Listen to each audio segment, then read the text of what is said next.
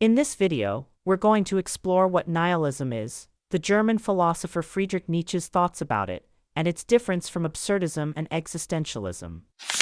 The term nihilism comes from the Latin nihil, which means nothing, or that which does not exist. It was first used by the German philosopher Friedrich Jacobi during the early 19th century to negatively describe Immanuel Kant's philosophical system.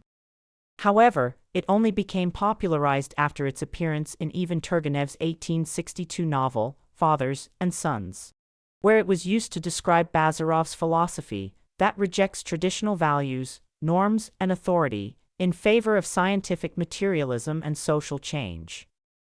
Nihilism is the belief that all values are baseless, and that nothing can be known or communicated. It is often associated with radical skepticism and an extreme pessimism that condemns existence. Nihilism can be understood in at least four ways.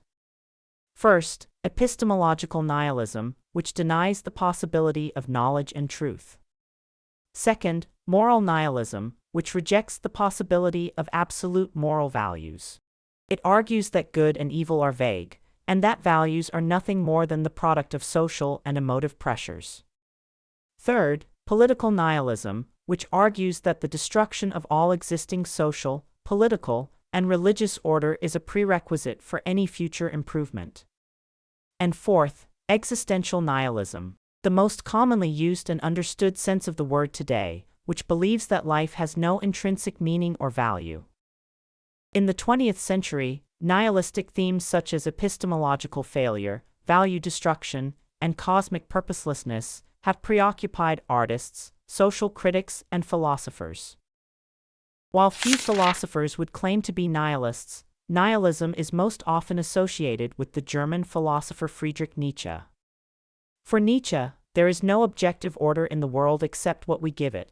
Thus, a nihilist discovers that all values are baseless, and that reason is impotent. Every belief, every considering something true, is necessarily false, because there is simply no true world, wrote Nietzsche in his book, Will to Power. For Nietzsche, nihilism requires a radical rejection of all imposed values and meaning.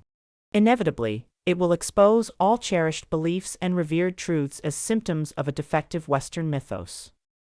This collapse of meaning, relevance, and purpose will be, according to Nietzsche, the most destructive force in history, a total attack on reality, and nothing less than the greatest crisis of humanity. Nihilism is often confused with the philosophical schools of absurdism and existentialism. Although the three share the same problem on the meaning of existence, they have different approaches towards it. As discussed earlier, nihilism argues that life is ultimately without meaning, purpose, or value. It rejects objective knowledge, moral values, and any intrinsic meaning or purpose in life. Absurdism, on the other hand, acknowledges the conflict between the chaotic, meaningless nature of the universe and humanity's inherent desire for meaning. It encourages individuals to accept this inherent contradiction and to find meaning and purpose despite the absence of external validation. Absurdist thinkers such as Albert Camus suggested that individuals should rebel against the absurd by creating their own meaning.